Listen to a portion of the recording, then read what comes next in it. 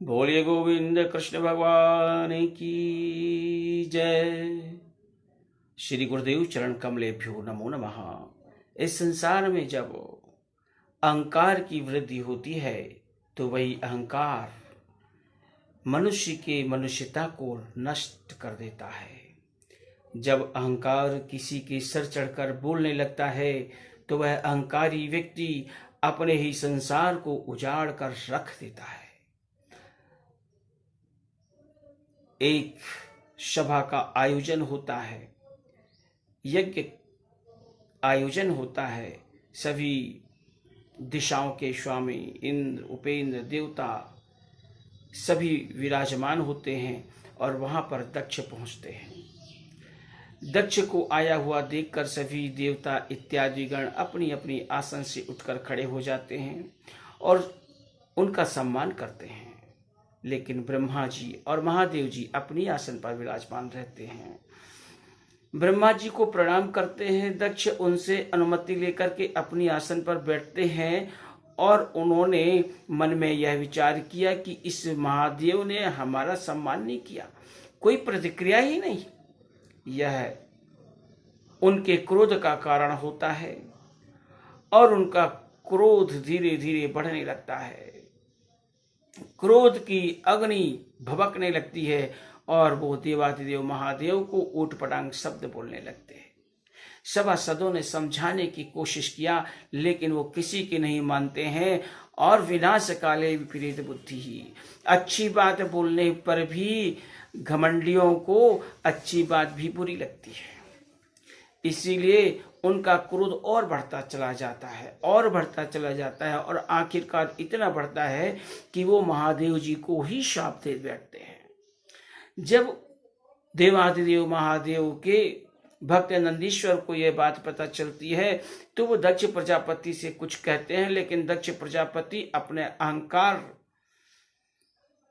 में और बढ़ चढ़कर बोल रहा था। तो नंदीश्वर भगवान ने कहा कि हे दक्ष, तेरी बुद्धि मूर्खों जैसी हो गई है, तू पूरा पाखंडी हो जा, तू मूर्ख है, इसीलिए अब तुझे इस सिर की आवश्यकता नहीं है, शीघ्र ही तेरा जो मुंह है वो बकरे का हो जाएगा।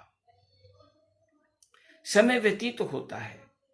ब्रह्मा जी के द्वारा दक्ष को अन्य प्रजापतियों का अधिपति बना दिया जाता है। दक्ष प्रजापति का गर्व और बढ़ जाता है और भगवान देवाधिदेव के प्रति उसके मन में जो क्रोध की अग्नि उद्दीप्त थी, उनके तिरस्कार का भाव लिए वह अपने मन में चलता था। वह भगवान के तिरस्कार के लिए बहुत बड़े यज्ञ का आयोजन करता है, सभी को बुलाता है, देवताओं को, प्रजापतियों को, सभी को बुलाता है, लेकिन वह देवादेव महादेव को कोई आमंत्रण नहीं भेजता। जब देवता लोग आकाश मार्ग से दक्ष प्रजापति के यज्ञ में जाते हैं, उन्हें जाते देखकर माता सती भगवान भोलेनाथ से पूछते हैं कि प्रभु ये सब लोग कहाँ जा रहे हैं इतने सज धज के तैयार हो करके। देवाधिदेव ने कहा कि हे सती, ये सभी आपके पिताजी के घर जा रहे हैं, उनके यहाँ पर बहुत बड़े यज्ञ का आयोजन हो रहा है। माता सती कहती है तो फिर पिताजी ने के यहाँ इतना बड़ा यज्ञ का आयोजन हो रहा है तो फिर हमको भी चलना चाहिए।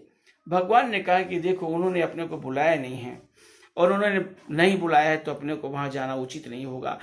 सती ने कहा कि आप कैसी बात करते हैं स्वामी, आप मेरे स्वामी हैं तो वो भी तो मेरे पिता हैं।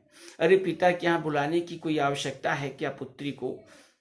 अपने पिता के घर आयोजन हो रहा है तो जाना तो पक्का है। भगवान भोलेनाथ ने बार बार सती माता को समझाया, लेकिन वो भगवान की हर बात को खंडित करती हैं। आखिरकार भगवान महादेव ने कहा ठीक है सती, अब आपकी इच्छा है तो आप रुद्रगणों के साथ में दक्ष प्रजापति के यहाँ चले ही जाइए अपने मायके में। माता तैयार होती हैं और अपने पिता के घर पहुंचती हैं। जैसे ही पहुंचती हैं वहां पर उन्होंने देखा कि देख करके भी उनको अनदेखी कर दिया जाता है। इस प्रकार के तिरस्कार को देखते देखते माता सती यज्ञ भूमि पर पहुंचती हैं। पिता वहां पर भी कोई सत्कार सम्मान नहीं होता। अब वहां पर जब माता सती ने देखा कि सभी के लिए स्थान, सभी को यज्ञ भाग में कुछ स्थान दिया गया है, भाग दिया गया है, लेकिन देवाधिदेव महादेव के लिए कोई जगह नहीं है, कोई स्थान नहीं है। भगवान भोलेनाथ के इस प्रकार के अपमान को देखकर और माता सती का हृदय विदीर्ण हो जाता है। अपने स्वामी के तिरस्कार को वो सहन नहीं कर पाती हैं।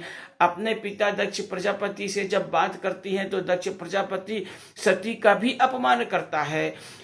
बार बार समझाने पर भी प्रजापति जब नहीं मानते तो माता सती कहती है कि हे दक्ष प्रजापति, आपकी बुद्धि पाप में रम गई है, आपकी प्रकृति दुष्टता से परिपूर्ण हो गई है। आप इतने दुष्ट हो गए हैं कि अब आपकी पुत्री कहलाने में भी मुझे बहुत ही दुख हो रहा है। इसीलिए आपके इस अधम शरीर के कारण मेरे यह शरीर की उत्पत्ति हुई। इसीलिए मैं आज इस देह का ही त्याग कर देती हूँ। अपने प्रभु को बार बार सिमरन करती हुई माता उत्तर दिशा की ओर मुख करके यज्ञ भूमि पर जाकर बैठती हैं, आसन ग्रहण करती हैं और अग्नि देवता का, यज्ञ देवता का, यज्ञ मूर्ति का आवाहन करके और माता सती उसी में आहूत हो जाती हैं। जब रुद्रगणों को यह पता चलता है तो दक्ष के अनुयायियों को पकड़ पकड़ कर पीटना शुरू कर देते हैं। देवतागण इधर उधर भागने लगते हैं। भृगु ने भगवान के उन गणों को अपने मंत्र शक्ति से तितर बितर कर दिया। ब्रह्मर्षि नारद जी के द्वारा जब भगवान देवाधिदेव को यह बात पता चलती है तो भगवान की अपनी एक जटा निकालकर और जैसे ही जमीन पर पटकते हैं, वहां पर एक विशाल काय भगवान का भक्त उपस्थित होता है।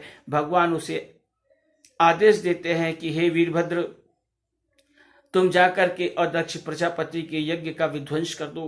वीरभद्र जाते हैं।